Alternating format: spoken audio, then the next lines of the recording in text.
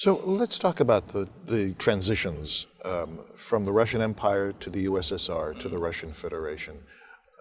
It's easy to say, well, the Soviet Union no longer exists, therefore the country that Russia was, it's difficult to use these labels because they are confusing, but still, that one country ended and a new country begins.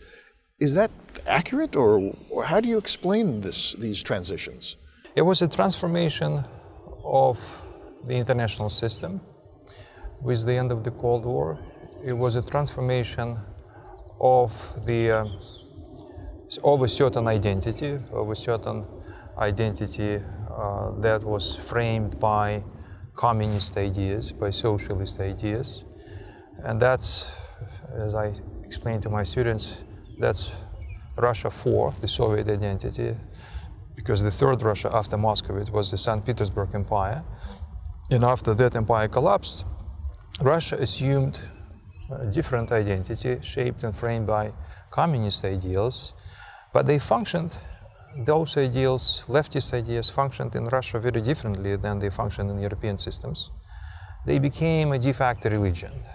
They provided the glue, cultural and ideological glue. They replaced religion in some respects. A substitute for Orthodox. Right. They became the substitute, and Russia, of course, was transformed in so many respects because the old elite was wiped out, because many Russians left.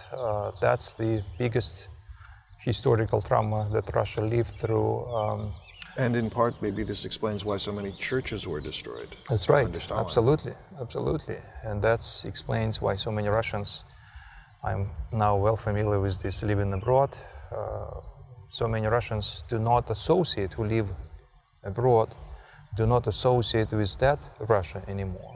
They continue to be mistrustful of that Russia because they see this as a continuation of the Soviet identity.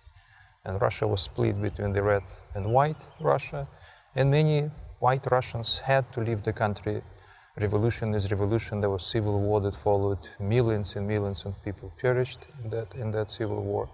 So that's an enormous trauma that Russia went through.